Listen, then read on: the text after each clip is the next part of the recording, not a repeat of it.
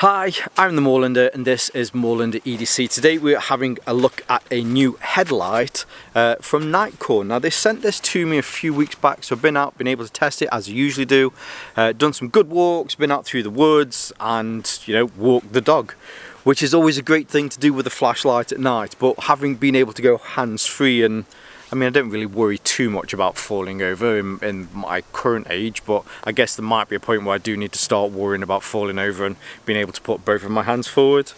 But yes, so this is the light here. Now, quick, not necessarily unboxing. As far as the unboxing is concerned, the box itself is very kind of regular that you'd get for Nitecore. This version that was sent to me was a pre-production version, so I don't have the box, but I have seen photos of the box. But in it, so you get the actual light itself, you get the headband that comes with this, you get the batteries inside, which we will of course have a look at as well. You get this small bag, and you also get a little clip. So with the clip, if you want to, you could take the headband off and attach this to the back. That way, with the clip on it, maybe you've got a sternum strap that you want to attach it to, or you could attach it to the brim of your cap so that you can look around as you're doing that as well. So there's a few different uses for this. Also, it's good because you can pop this onto it, you can do whatever it is that you need to, but then you can also then take this back off. It's a bit of a fiddle to get it off, but it's not particularly difficult. It's not one of those where you feel like you're going to break it to take it off. You can unclip it and then put it back in your bag. I suppose it's good that it's a fiddle to take it off. It just leaves you with some assurances that if it's difficult to take off, then it's not going to fall off by accident. This little hat as well, this little bag as well, so if I turn this on, let's put this on to its brightest. What they also say with this is, and I quite like this, I do wonder though, did they do this? Somebody at Nitecore forgot to turn it off when they put it back in, and they went, actually that's another selling point. But what you can do is you can pull this in here, pull it up just a little bit, and then you can put this in your tent, and what it'll do is it will diffuse all of the light from the material that it's made from. It doesn't work particularly well here during the day, but as it diffuses the light, it will then kind of fill up your tent. So again, it's just a nice little feature. I do wonder if they made it for that, or it just so happened that doing that made that it worked, and they were like, oh brilliant, there's another handy little feature. Now the light itself, here's the light as you'd expect. So we're not going back to the 1950s where a headlight was huge on your forehead and you look like Thomas the Tank Engine emerging from a pit. Headlight technology, and especially since they've moved to LEDs, they've just become a lot smaller. And I would say compared to similar manufacturers with similar lights, it's a similar size. It's actually a little bit lighter than some other companies are making. So as far as the measurements are concerned, it comes in at 65mm by 65 by 44 by 36. Sorry, I'm struggling to get my words out today.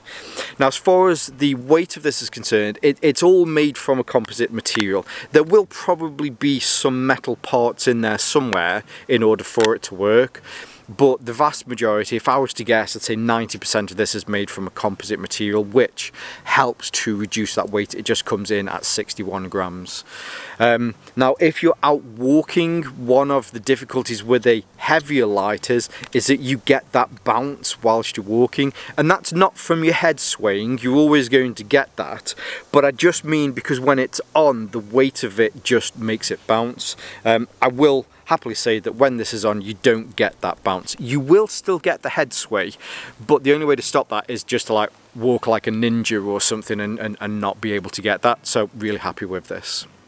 Now, as far as the batteries are concerned, this isn't a unit that's charged externally. The batteries are internal and can be replaced. To do that, all you have to do is just push this down. So this is the bit that attaches to your head, and hopefully you'll see there as well. As far as the articulation is concerned, you can have this pointing perfectly forward, and then there are 1, 2, 3, 4 increments down from horizontal all the way down to all the way down, which is your kind of a 90-degree bend on there.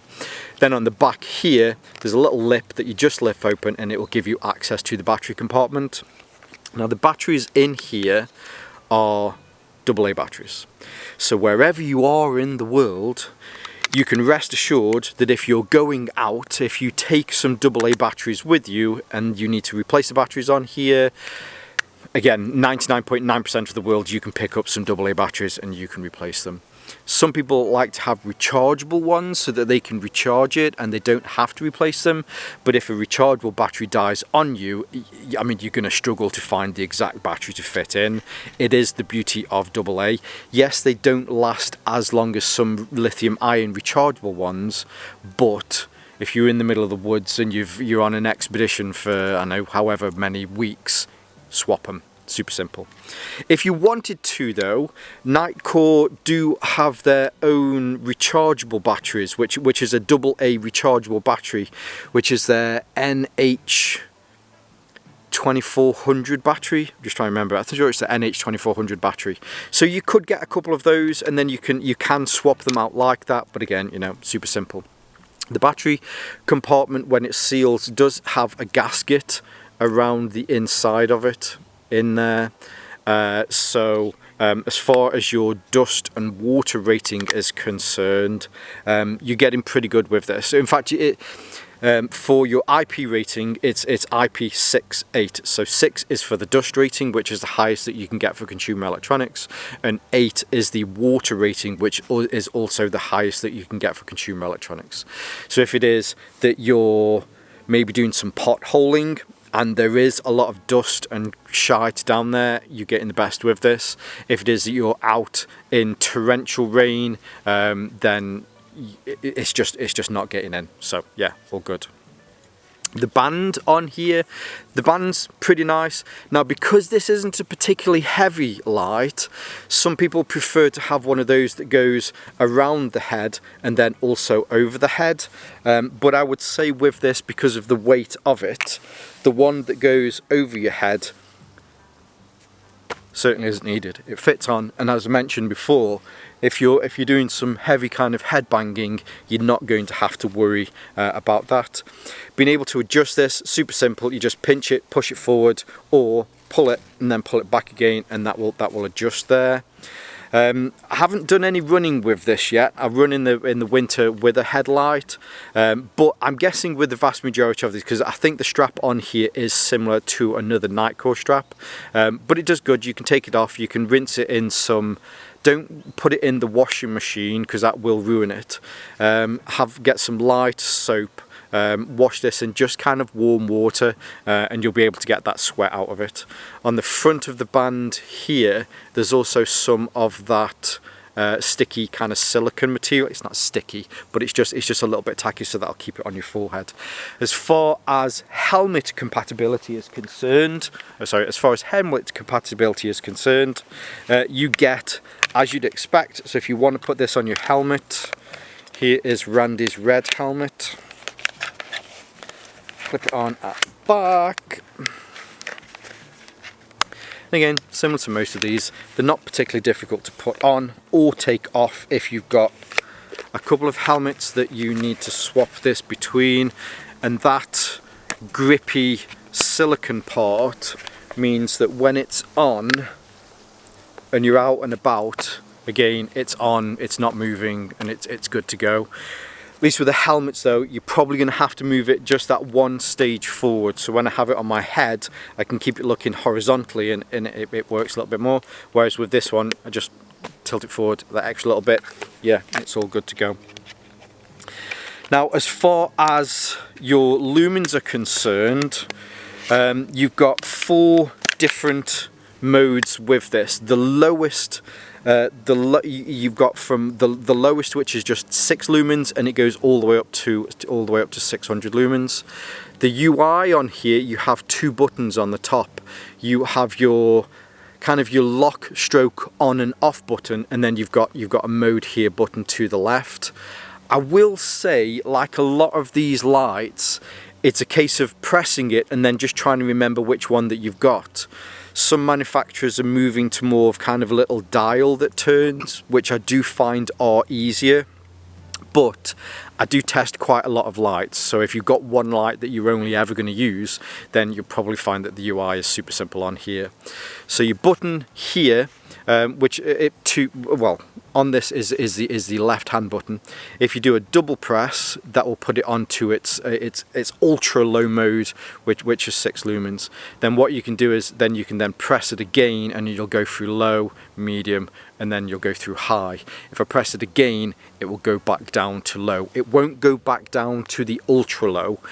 As I cycle through all of these now, it will stay on low, medium or high. The super ultra low is more of kind of a special mode. If I want to turn it off, I can do a long press and that will turn that off. Again, if I do a double press, there's your ultra low. Let's turn this off again. If I don't want the ultra low and I just press that, it will put it back on to whatever was the mode that you were on beforehand. So there's your off. So while we're on, let's turn this back on again. This uses, in fact, let's put this down onto low. So this uses Nitecore's MTC, which is their multicolor temperatures.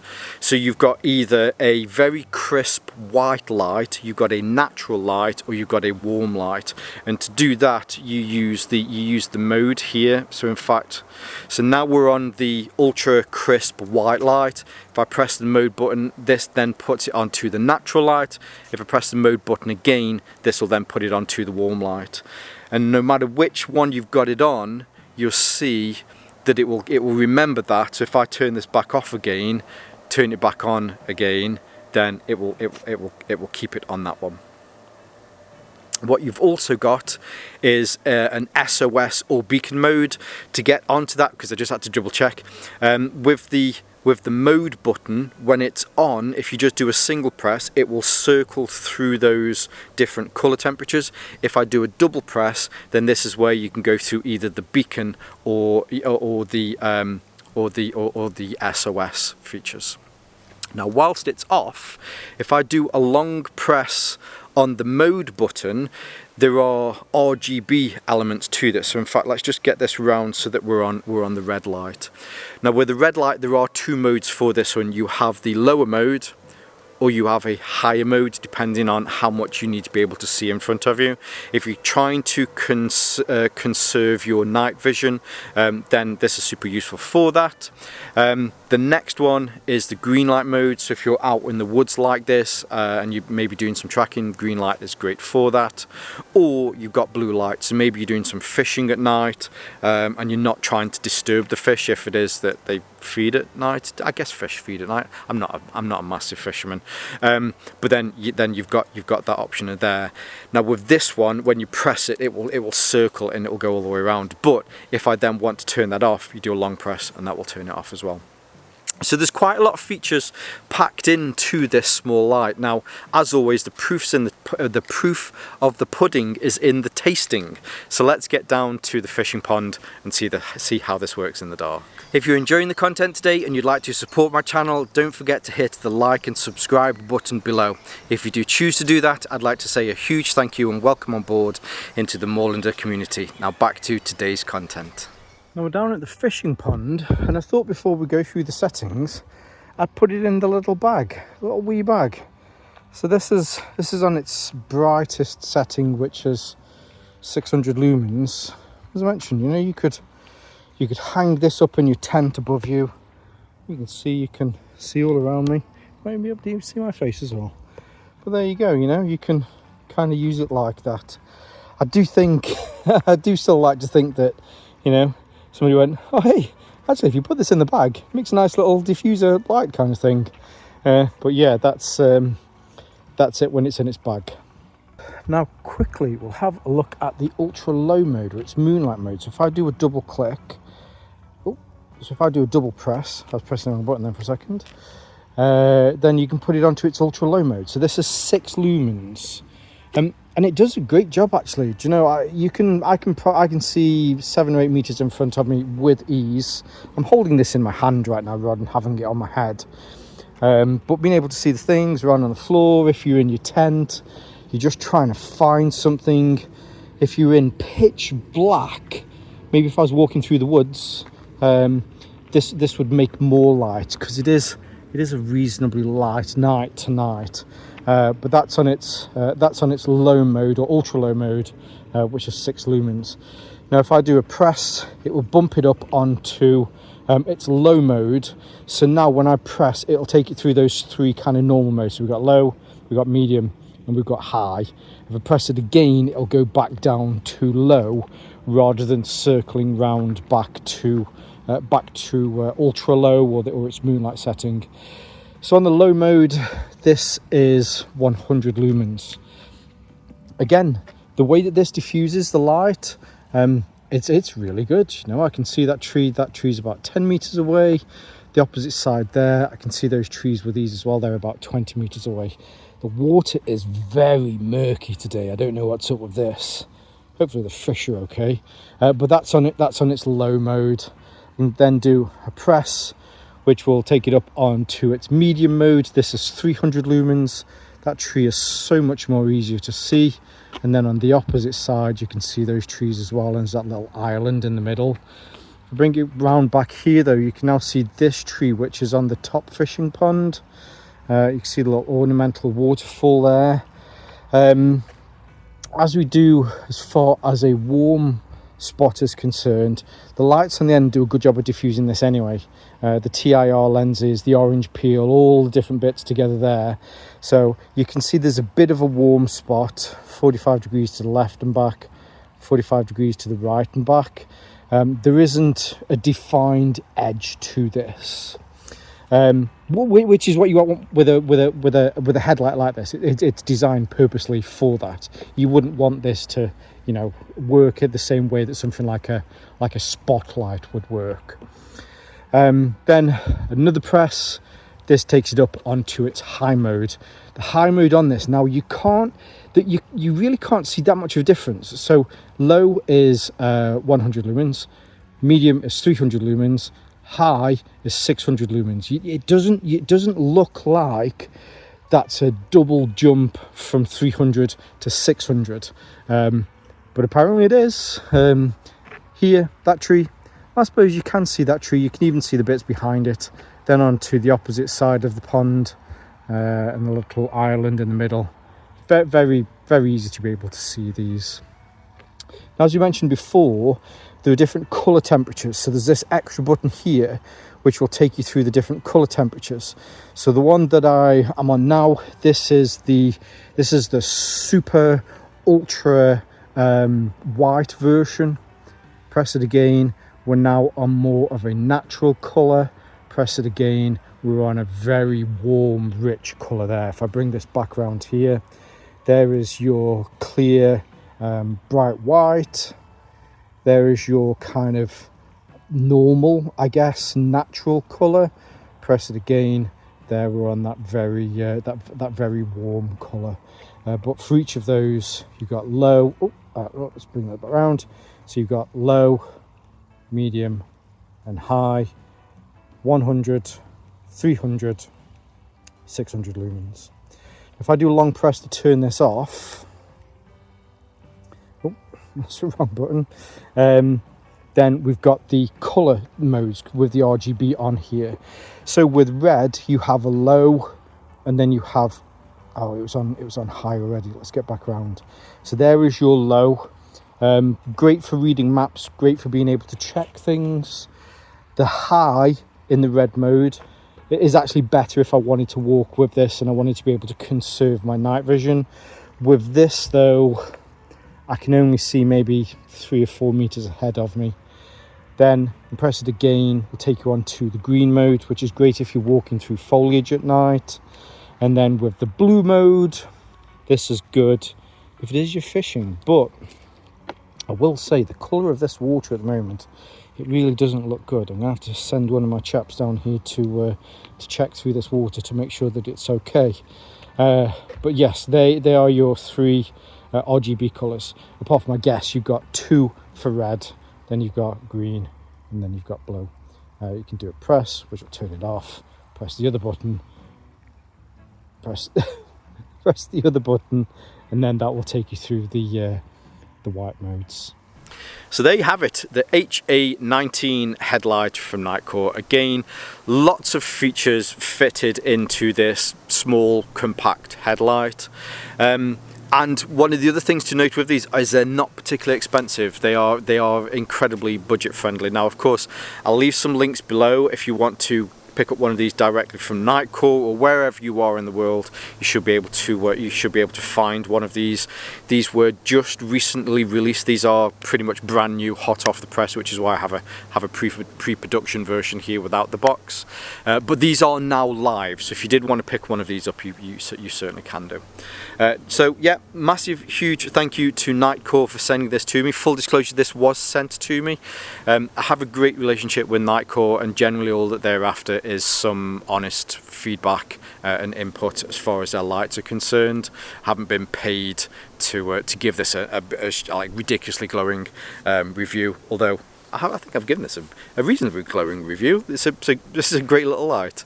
That came across a bit weird. Sorry about that, Nitecore. But anyway, so all of those links will be below. I'll leave some of my social media links below so you can see more from me here on Moorlander EDC and my sister channel, Moorlander Tactical, where I look at more everyday tactical stuff. And whether you're watching this on YouTube or Rumble, as always, stay safe, stay Moorlander, and stay EDC. Light from Nitecore. Again, you know, there's quite a lot of features. Excuse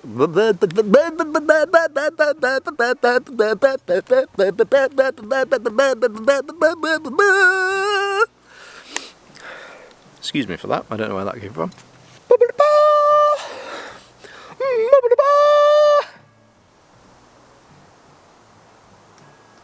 There's no more Moorlanders in the woods, else they would have back to me.